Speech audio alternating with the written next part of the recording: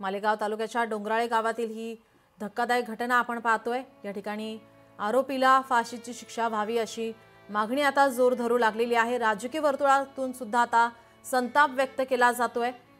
या 3 वर्षाच्या मुलीवर अत्याचार झालेला आहे। तिची दगडाने ठेचून या नराधमाने हत्या केलेली आहे। या नराधमाला या आरोपीला फाशीची शिक्षा द्या अशी मागणी आता संतप्त नातेवाईकांकडून गावकऱ्यांकडून केली जात आहे। मालेगाव तालुक्यातील ही धक्कादायक घटना, डोंगराळे भागातील ही घटना आहे। मन सुन्न करणारी ही घटना। एका 3 वर्षाच्या मुलीवर लैंगिक अत्याचार करून नंतर तिची दगडाने ठेचून हत्या केल्याची घटना उघडकीस आलेली आहे। या आरोपीला आता पोलिसांनी ताब्यात घेतलेला आहे। त्याची चौकशी सुरू आहे।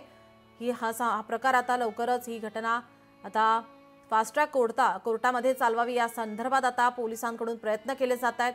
या संदर्भात सुद्धा आता मागणी केली जाते। मालेगाव तालुक्याच्या डोंगराळे गावातील ही धक्कादायक घटना, एका 3 वर्षाच्या मुलीवर अत्याचार करून दगडाने ठेचून हत्या करण्यात आलेली आहे। संतप्त नातेवाईकांकडून आता आरोपीला फाशीची शिक्षा व्हावी अशी मागणी होतीये। फास्ट ट्रॅक कोर्टात हे प्रकरण चालवावं अशी मागणी आता जोर धरू लागली आहे। या संदर्भात आता पोलिसांकडून चौकशी सुरू आहे। नराधमाला ताब्यात घेण्यात आलेला आहे। आज त्यांनी जसं माहिती पडलं तसं त्यांची अवस्था बघून घ्या, गरीब, आणि पाहिलं का त्यांची रोंगळ्यामध्ये किती मोठी अशी घटना झालेली। मग आम्हाला फक्त न्याय पाहिजे, त्याला फक्त आमच्या जवळ पाठवून द्या। आम्हाला न्याय हवा आहे, बस काहीच नको पाहिजे। हे बघा 3.5 वर्षाची मुलगी, ती जास्त बी मोठी नाही, फक्त न्याय पाहिजे आम्हाला बस। हे बघा वडिलांची आवश्यकता कशी झालेली। फक्त 3.5 वर्षाची ही मुलगी आहे आणि लवकरात लवकर आता या आरोपीला फाशीची शिक्षा द्या अशी मागणी आता संतप्त नातेवाईकांकडून होते। आपले प्रतिनिधी विशाल आपल्यासोबत जोडलेलेच आहेत। विशाल, आपण पाहतो या ठिकाणी आता पोलिसांच्या सुद्धा आपण प्रतिक्रिया, माहिती त्यांच्याकडून जाणून घेतोय।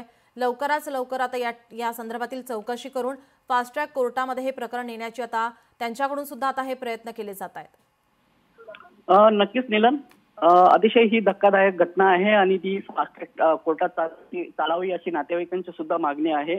आणि आता जे त्या बाळाचा जो मृतदेह आहे हा नाशिक शासकीय रुग्णालय तिथे हलवण्यात आला आहे आणि त्या ठिकाणी सगळे जे नातेवाईक आहेत ते तिथे पोहोचलेले आहे आणि शवविच्छेदन त्या ठिकाणी करण्यात येत आहे आणि तिथे थोड्याच वेळात अजून शवविच्छेदनाचा अहवाल देखील हातात येईल आणि त्यानुसार आणखी जे पोलिसांचे जे तपास यंत्रणा आहे ती मार्गी लागेल। नीलम जी, आता मिळालेल्या माहितीनुसार या ठिकाणी चॉकलेटचं काही आमिष दाखवून हा अत्याचार केल्याची माहिती मिळते।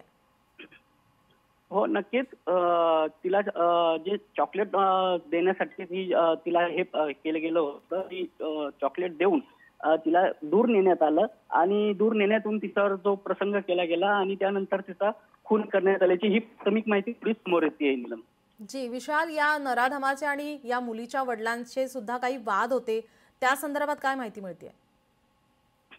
त्या वादाबद्दल तर आणखी अजून काही माहिती नाहीये, पण जे गावातली जी चर्चा आहे त्यानुसार आहे की ते जे दोघं कुटुंब आहे त्या कुटुंबामध्ये काहीतरी वाद होता आणि त्या वादामुळे ही घटना घडल्याची काही चर्चा ऐकायला येते, पण अजून तशी पोलिसांकडून तशी माहिती मिळालेली नाहीये।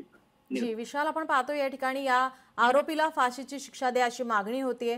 जोपर्यंत शिक्षा होत नाही तोपर्यंत आम्ही अंत्यविधी करणार नाही अशी संतप्त प्रतिक्रिया आता नातेवाईकांकडून केली जाते। नक्कीच, फक्त त्या मुलीचे नातेवाईकच नाही तर ते गाव आणि सुद्धा पूर्ण मालेगाव